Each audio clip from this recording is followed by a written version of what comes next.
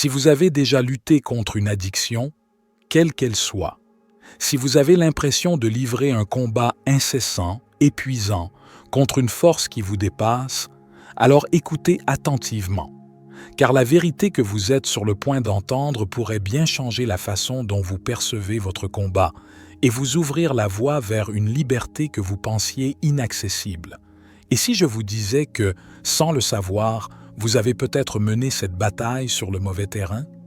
Que l'addiction n'est pas seulement un problème physique ou comportemental, mais une dynamique qui prend racine bien plus profondément, au niveau de votre énergie, de votre esprit, de votre être tout entier? La plupart des approches se concentrent sur la manifestation physique de l'addiction, le comportement, la substance. Et ces aspects sont importants, bien sûr. Mais si l'addiction persiste, malgré tous vos efforts physiques, c'est peut-être parce qu'elle existe toujours comme une vibration, une fréquence, ancrée dans d'autres dimensions de votre réalité. Pour surmonter l'addiction une fois pour toutes, il est essentiel de comprendre qu'elle opère sur plusieurs plans d'existence, le plan mental, le plan spirituel ou énergétique et le plan physique. Tenter de la vaincre uniquement sur le plan physique, c'est comme essayer de changer une image sur un écran sans toucher au logiciel qui la crée. Le plan mental est le royaume de la cause, le plan physique est celui de l'effet. Et entre les deux, le plan spirituel agit comme un catalyseur, capable d'accélérer ou de ralentir la manifestation de nos états intérieurs. Le premier pas vers la maîtrise est de changer notre perception de l'addiction elle-même.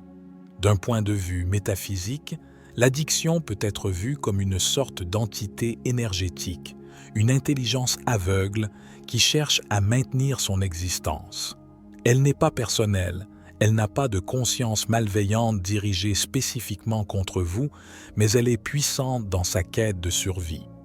Et son principal mécanisme est de présenter une illusion, l'illusion qu'une solution externe peut combler un manque interne.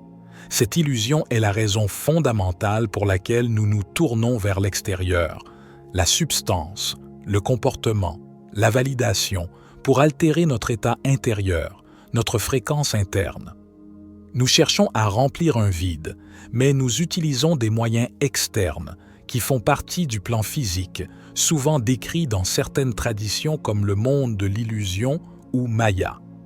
Tenter de résoudre une illusion, le manque perçu, par une autre illusion, la solution externe temporaire, est un cycle sans fin. C'est une tentative d'utiliser le royaume de l'effet pour changer la cause, ce qui est fondamentalement inefficace à long terme. Cela nous amène au deuxième point crucial, votre perception. La façon dont vous percevez votre addiction comme difficile, puissante, insurmontable n'est pas une vérité absolue. C'est une croyance que votre subconscient a acceptée. Et ce que votre subconscient accepte comme vrai se manifeste dans votre réalité. D'un point de vue métaphysique, il n'y a pas de vérité absolue en dehors de celle que notre subconscient accepte et renforce. En percevant l'addiction comme difficile, nous lui donnons inconsciemment le pouvoir de l'être, créant ainsi une boucle de perception et de projection qui maintient le problème. Cette perception erronée est souvent encouragée par l'entité de l'addiction elle-même, car elle lui permet de conserver son pouvoir sur vous en vous convainquant de sa force et de votre impuissance. Le cœur de cette approche réside dans la compréhension que toutes les addictions naissent d'un vide intérieur, un vide créé par des expériences passées, souvent intenses émotionnellement, un sentiment de rejet, de ne pas être aimé, de ne pas être en sécurité, de culpabilité, de honte ou un manque d'affection.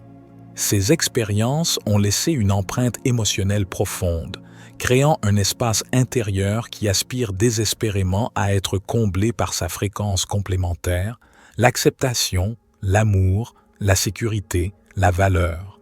C'est ce vide qui agit comme un aimant pour l'entité de l'addiction. La voie de la transformation commence par le fait de tracer l'origine de ce vide. Cela demande une introspection honnête, un retour sur les chapitres passés de votre vie. Le meilleur livre à lire est souvent le livre de votre propre histoire, Une fois que vous avez identifié l'expérience ou la série d'expériences qui a créé ce manque, vous détenez la clé. Ce sont souvent des moments chargés émotionnellement, des points d'origine où une croyance limitante sur vous-même a été ancrée. Car l'esprit possède une capacité extraordinaire. Il ne distingue pas parfaitement la réalité de l'imagination, et le subconscient n'est pas lié par le temps. L'expérience passée qui a créé le vide continue de se rejouer dans votre subconscient, dans un présent constant, alimentant le désir de l'addiction. La technique consiste alors à utiliser votre imagination pour revisiter cette expérience originelle, non pas pour revivre la douleur, mais pour la transformer. Dans un état de relaxation ou méditatif, replongez-vous dans ce moment. Puis, consciemment, altérez le scénario dans votre esprit pour y injecter l'émotion ou le sentiment opposé et guérisseur. Si vous vous êtes senti rejeté, imaginez être profondément accepté et aimé. Si vous vous êtes senti un fardeau, ressentez-vous précieux et désiré. Rejouez cette nouvelle scène mentalement encore et encore, comme une boucle, jusqu'à ce que vous commenciez à ressentir l'émotion correspondante. Saturez votre esprit de cette nouvelle réalité émotionnelle. Ressentez-la pleinement dans votre corps. En faisant cela, vous commencez à combler activement le vide de l'intérieur. Vous fournissez à votre être la fréquence qu'il recherchait désespérément à l'extérieur. Et lorsque ce vide est rempli de l'intérieur, le besoin de le combler par des moyens externes, l'addiction, commence naturellement à s'estomper. Un vide interne ne peut être véritablement comblé que par une source interne. Le chemin de la guérison n'est pas toujours linéaire. Et si, malgré vos efforts, une rechute survient? C'est un moment crucial. Votre réaction émotionnelle détermine si vous renforcez l'addiction ou si vous l'affaiblissez. Les émotions négatives, la honte, la frustration, la déception, la colère contre vous-même, agissent comme de la colle énergétique pour l'entité de l'addiction. Elles correspondent à sa fréquence et la renforcent, l'ancrant davantage dans votre subconscient.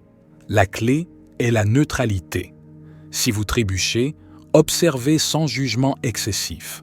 Détachez-vous autant que possible de la charge émotionnelle négative. Ne vous battez pas contre ces émotions. Cela crée de la résistance. Et la résistance équivaut à la persistance. Ce à quoi vous résistez persiste et se renforce. En retirant la colle émotionnelle, vous enlevez à l'addiction une partie de son pouvoir sur vous. L'entité s'attend à votre réaction négative. En restant neutre, vous brisez ce schéma. Enfin, l'aspect peut être le plus transformateur. Changez votre identité. Tant que vous vous identifiez comme un addict ou quelqu'un qui a un problème d'addiction, vous maintenez cette réalité dans votre subconscient et donc dans votre expérience physique. L'ironie est que vous n'avez pas l'addiction, c'est l'addiction qui vous a, car vous ne vous avez pas pleinement vous-même. Le moment où vous vous possédez, vous n'avez plus besoin de dépendre d'une condition externe pour altérer votre état interne.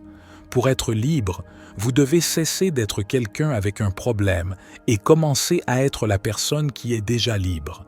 Cela signifie penser, ressentir et agir dans la mesure du possible, comme si vous aviez déjà surmonté l'addiction. Cultivez les sentiments de soulagement, de fierté, d'accomplissement, de paix que vous pensez ressentir une fois libre. Ces sentiments sont la langue du subconscient, le langage de l'univers. En habitant cette nouvelle identité au niveau mental et émotionnel, vous recalibrez votre fréquence fondamentale. Vous n'attendez pas que la réalité physique change pour être libre. Vous êtes libre intérieurement, et la réalité physique s'alignera inévitablement, car le physique est l'effet du mental et du spirituel. Surmonter l'addiction n'est pas seulement une question de volonté ou de lutte physique. C'est un processus de réalignement profond. C'est reconnaître que le pouvoir de changer votre réalité réside en vous, dans votre capacité à transformer votre monde intérieur, vos perceptions, vos émotions, votre identité, en comblant les vides à leur source. L'action physique est nécessaire, mais elle doit être en alignement avec votre état intérieur. Votre action ne peut pas surpasser votre fréquence. C'est en étant la personne libre que vous pouvez faire les actions qui mènent à la liberté physique. Vous n'êtes pas défini par votre addiction. Vous êtes un être puissant capable de se recalibrer, de se réaligner sur sa propre fréquence de liberté et d'intégralité. Le chemin peut demander de la patience et de la persévérance, mais en appliquant ces principes métaphysiques, vous ne vous battez plus contre une force extérieure. Vous vous reconnectez à la force immense qui réside déjà en vous. La liberté n'est pas une destination lointaine. C'est un état d'être que vous pouvez commencer à cultiver dès maintenant. C'était David, pour la sagesse infinie. Soyez bénis, mes amis.